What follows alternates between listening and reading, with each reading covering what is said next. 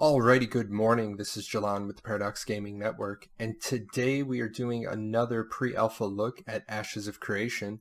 Specifically, we're going to try to explain the node system the best that we can. As always, if you need to get in touch with me, you can do so through my website at support@paradoxgaming.net, on Discord, Jalan, #8446. For all of my ArcAge players, right here is my ArcAge 101 classroom. And for everybody, I have started streaming again just to try to keep you entertained and laughing in a non-academic setting. I'm at paradox_gaming_network. I will have a link to that in the comments below. To keep the hype going for Ashes of Creation, I want to thank the 8 people who used my referral link last week and the 19 people who came to the game.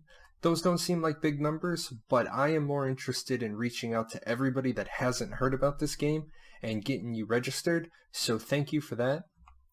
That is my referral link. Again, that will be in the comments below. And for the week, I want to set a goal, and I want to have 46 visits this week. So if you know somebody who hasn't already signed up for the forums, at the very least, try to get them to click my link so that I know that I'm reaching people. Any more referrals I get, well, that's just gravy on top. So this is actually going to be a 2-part video. The first is going to be on the nodes themselves, and I'm going to start with the discussion of traditional MMOs so that you're going to see the difference. And then the next is going to be on housing, the 3 different types of housing, citizenship, and what that means for you. Alrighty, so I'm going to throw my standard disclaimer that this is all academically gleaned information. None of this information I'm giving you comes from actual gameplay. Basically what I've done is I've researched through the Ashes of Creation Nodes 1 and 2 videos and the AOC Wiki.net Nodes page and kind of put everything together for you in an easier to digest manner. So what I want to talk about right now is traditional MMO progression, and we all know how this one works. We start and we're level 1 and we follow basically a guided path. So we're here, then we're here, then we're at the end of the path. By the time we're there, we're at some predetermined level. And then if we ever do decide to double our way back through where we came, there's nobody there. Like if I come back here like 3 months after the games come out, I'm not going to find anybody because everybody's already past level 10 to 19. So this isn't what Ashes of Creation is doing with their development. They're doing something far cooler. They're basing the entire game around nodes. Now there's a ton of different things that you could say a node is, but the simplest way to explain it is it's a collection for activities. It is a place where things might occur. It's really the culmination of that old phrase, if you build it, they will come, because everything comes to the node as it increases in stage. So it's a specific place inside of a zone of influence where a camp can form. Not will form, not has formed, can form. Now, what's a zone of influence? It is a specific geographic area of Vera. So to take a look at this, this is just a small, tiny cross-section of the maps of Vera. And what you have in each one of them is a node, and this is where the node could form. So I'm going to focus on just one. So I drop everything else away, and this is my node inside of its zone of influence. So why do I care? Well, you care because everything you do inside of that boundary levels that node. So you kind of want to pick. So if you're kind of adventuring right here at this like triangle of 3 different zones of influence, you might want to try to focus yourself into one of them to build up that node. Because as you level a node, more things to do get created because that node turns into a encampment, then a town, or a village, then a town, and so on. And as it grows, things get generated, which you do to get XP, which then keeps the cycle going. So nodes are basically how we, the players, shape Vera. We get the rare, unique opportunity to shape our world around us. And no 2 servers are going to be the same because no 2 servers are going to have the same node development. What they said was, your local node reaches level 5. stage 5. And then a dragon comes out of the volcano. Well, your node gets that. Not every node gets a dragon at stage 5. You get a dragon, somebody else might get the undead rising up that night and attacking the actual node, the actual people, the marketplaces, the buildings. That might be a cool event that occurs. But then again, that will only happen there. It'll shift around depending on which zone of influence it is. And that's awesome because it means each server is going to have its own story. Not just, oh, hey man, did you get to chapter 19 of the storyline? Well, there is no chapter 19. There's, hey man, did the goldfish server have anything cool happen on it today? I think that's phenomenal, and it just makes me even more stoked for what's coming. So why do I want to care about my node? Well, your node, the more powerful it gets, the more powerful it can exert its will on other nodes. Now, don't have all the details for how this works yet, and I have asked a couple of questions, but basically your node gets bigger, local nodes then become children to your parent node.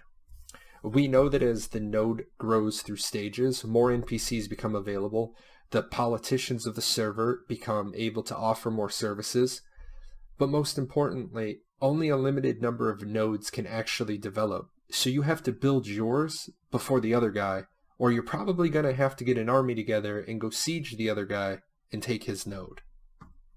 Alrighty, to talk about the node stages. It was said that the initial 0 to 1 expedition camp start phase is going to be a couple of hours. So when you get into game and you come through your portal and you start moving around the world, it's going to be quick. That first node comes up. After that, it's going to start taking time. So that's going to be a factor into how quickly certain nodes grow.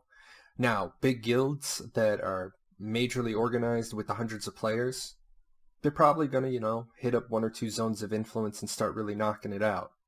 Does that mean that the little guys, the little guilds are going to be screwed? No, they just need to make sure that they move a little bit further away from the portal before they start. The big things here are that you really want to try to force your node to the village stage as quickly as possible. And that's because in-node housing and freeholds become available at level 3. Now I'm going to talk about all that at the end of the video, but you need to know that level 3 is your goal as fast as possible. The other factor is apartments come at level 4, so that's going to be really many days. That's going to be basically right at the launch where we're going to want to get to. After that, it's clearly going to take a lot of time. A couple of things you want to notice, and I'm not going to talk about any of this. I'm not going to talk about the bounty hunter thing today. It's there if you want to look into it. The siege declaration time. Anything above a level 3 stage 3. Anything above a stage 3 node can be sieged. And after it's sieged, there's a 10 times cooldown. Now, straight off the wiki, this is listed at 20, but the text says it's 10 times. So I'm imagining this is 30 days, but I'm not going to change the cut and paste. That means if you're going to siege a major metropolis, not only have they said that getting the item to do this is going to be difficult, you have to realize that if you don't get the job done, they get almost 2 months to rebuild. And trust me, the first time somebody's on the verge of losing their major metropolis, they're going to be ready for you the next time. So, it's one thing to talk about the names of the nodes and their stages, but it's another thing to talk about their type. Now I'm stoked for this. It's just another feature that I think Intrepid has really thought out and put something on paper that's amazing, because each of the 4 node types, if it develops into a metropolis, give a different effect. Now, we don't know what the divine one is going to be at this time, so divine kind of is like, oh, well, you don't know, so you don't know.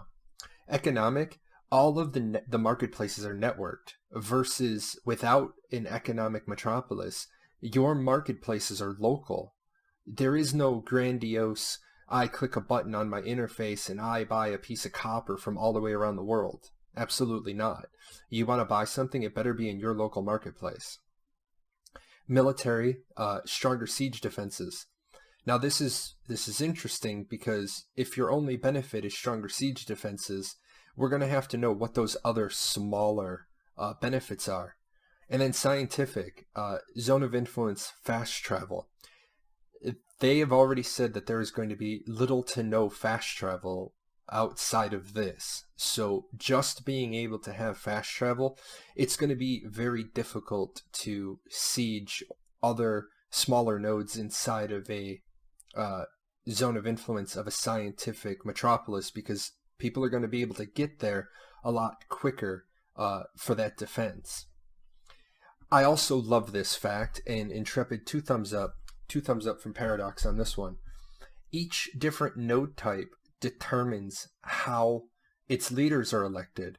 So divine, it's how many service quests you do. So to me, that gives a really PvE flavor that if you're out doing a lot of quests, you could find yourself in the leadership role. Economic, you buy and sell the leadership slots. Military is last man standing combat, the survival of the fittest, or the law of the horde, the strongest rules. And scientific has refined itself enough that they have elections. So think about this. Not only are you going to have to think about where you want to live, why you want to live there, you're going to have to start looking at the landscape of where you live, because maybe you're not good at PvP, but you want to be involved in a city's leadership. Well, you're probably going to have to move away from, if the military node is the one that's growing into the metropolis, you're probably going to have to move away from that if you want to be personally involved. Now, I will say that there's a whole lot more involved with cities, and I encourage you to go read it on the wiki, because I can't possibly go over everything. But the leaders of a city are going to have a lot of influence on how that city develops. They're going to be making important choices for what services are available, who can do what the tax rates are. So you're really looking at the first true example of a real sandbox with player-driven consequences. Now, one last thing I want to talk about, even though I'm not going to go into a lot of detail, I'm really going to mention that, yes, there are castle sieges, and they're their own mechanic, and I'm not going to talk about them. I just didn't want anybody looking at this video that's going to say, oh, I thought they were castle sieges. Yes, they're there, but I want to make sure that I get a lot more detail and data, maybe ask some questions and get some answers before I talk about this. But I do know that these are going to be their own independent siege scenarios, and they are right now tentatively scheduled to be monthly. So look for more on that in the future. And we're back, and now we're going to move on to part 2 of today's episode. And in that, we're going to talk about housing and citizenship. Now, housing has become a hot thing in all the recent MMOs. Arcade, Black Desert, everywhere, Revelation Online on the back of a turtle. Everywhere's starting to have housing because it's something that players really, really want. And I'm going to be honest, I don't blame them. I have a very nice land set up in Arcade. I had a very nice apartment type thing in BDO. It's just a relaxing thing to do when you don't feel like doing anything else. And Ashes of Creation is no different. But instead of just having a single type of housing, they've actually given us 3. And I love the way that these work out. The first is you have in-node housing, then you have instanced apartment housing, and then you have freehold plots. Now, the important thing is that all 3 types of these give citizenship, so it doesn't matter what type of housing you have. You're an equal citizen like anybody else. Now, citizenship. I'm going to talk about the limited thing that we know, and we know that being a citizen in a node grants certain bonuses. Now, what those bonuses are, more details to come. We do know that there's going to be access to marketplaces because you're a citizen. You're going to have access to building benefits because you're a citizen. But beyond that, we just really don't know. We do know that you're going to pay taxes as a citizen, though, so be wary of that. More to come. So the first is in-node housing. Now, here's here's a very unique and interesting part about why the players are going to have a vested interest, but specifically certain players are going to have a much bigger vested interest than others. So I'm going to use myself as an example, and I rush out to an area, and myself and Paradox, we just start banging away in this zone of influence, and the camp pops up, and then the village pops up, and I take the house that's available inside the node. And I'm going to say that it's a democracy decision and everybody agrees with it. Because be careful, guilds, you might end up feeding a guild leader that really doesn't know you. So you end up getting this house inside the village, and it's only got one house. This village opens up, and this particular village only has one house at the beginning. So I jump in it. And then all my friends and all the people that like gaming with me, they're all in my zone of influence. And they're like, oh, Jalan's he's already got a village started, so we're going to bang this thing out. We want to get this thing up to stage 4, stage 5 as fast as possible. So they bang it out from stage 3 to stage 4. Now here's what happens. I had the first original house in that stage 3 village when housing became available. The village is going to grow around me. And then more housing is going to become available. But the housing that becomes available is going to look just like mine did when I got mine. But like every good growth in every city, my house is going to get nicer. So I'm going to get an upgrade, and everybody else is going to get the base model. And so then we do it again. Well, my house again is going to upgrade.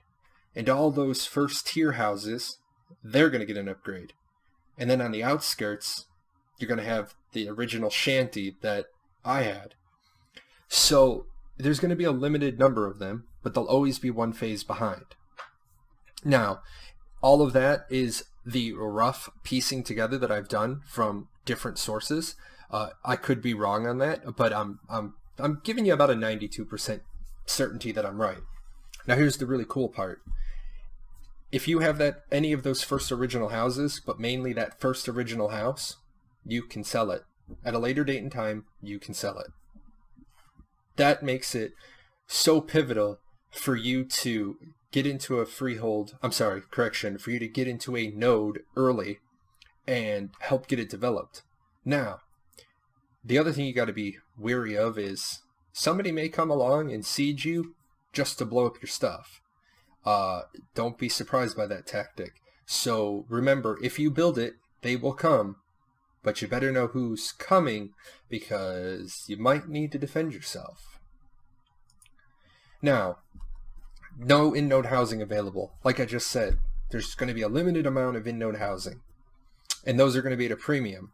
So at stage 4, the politicians of the city can open up instant apartments for rent. That gives you your own little area to have your own, to call your own, but it also makes you a citizen. Now I'm going to be honest. I don't like this option for me. If I can't have a house, I don't want to live in an apartment. I really love the next option, and it makes me want to leave Arcade right now and just start playing Ashes because this next thing is stellar. And what it is freeholds. And what they are is large plots of land inside the node's zone of influence. And you have several options, but you have like limitless possibilities. What they've said so far we can build is inns and taverns and forges, smelters, lumber yards, stables. So that means you might want to have a farm and a stable. I might want to have an inn and a smelter. Because there are going to be settings that allow me to open up access to my freehold. So maybe I put my freehold at the edge of nowhere, but there's a mine there. So now people come there to mine, and they're just going to come right to my smelter to smelt it on the spot. Well, that benefits me because it's bringing traffic to my little freehold. It also, again, makes me noticed, and people can eventually attack my freehold, but they have to siege my node first. Now, I don't know if there's any other mechanics to that, and I'm researching, but I do know that if your node gets sieged, people can attack your freehold. Now, I love the next part of this. I basically am going to design a plot, and then if I get fed up of being where I'm at, I don't have to redesign it when I get to where I want to live now. I've already constructed it, and I can lay that exact freehold down in another location. Now, I know what some purists are going to say, and they're going to say, well, you picked it up, you should have to rebuild it. I get that, but it's a game. I am all about no metagaming and no big outside knowledge, but I don't want to have to redecorate my freehold 50 different times if I have to move it. So good call on that. I also love the fact that when I export my design, I don't have to redecorate it. And I know Savannah Lynn from ArcAge is going to love this because she is one of the best designers of property I've ever seen, but she hates when we have to move and redesign. So what I've done is I've pulled just a little bit of imagery out, and I'm going to tell you that this stuff is absolutely stellar. Seriously, guys. Shut up and take my money. Get the game open. I don't care if all you design is a little landscape where I can just come along and play with freeholds. I'll walk around a world with nothing in it. I was totally amazed at this. And I'm going to link the video that this comes from because I want you to be able to take a look at the actual video because they show it both as like a developer's design and they show a character walking up to it. So it's pretty amazing level stuff. And that's all I have this week. I would love a bunch of questions. I am totally loving my Ashes of Creation research. So if you have a question, I would love to go and find that answer for you. Other than that, I'm Jalan from the Paradox Gaming Network. And as always, I'm going to ask you for 3 things. First and foremost, please subscribe if you want to stay in touch with all the different things the Paradox Gaming Network does, from ArcAge to Ashes of Creation, Fortnite, and I've moved into a little Dark and Light, and I'm going to be testing several other games. If this video was useful to you, or you just like the presentation, go ahead and give it a thumbs up. It really helps me know if the quality that I'm bringing you is reaching the mark. And if I missed that quality, go ahead and leave me a comment. Tell me what I could do better. Hey, you. Yes, you. Yeah, you. I'm talking to you. Hit that subscribe button. Watch a couple of more videos. Go check out our website.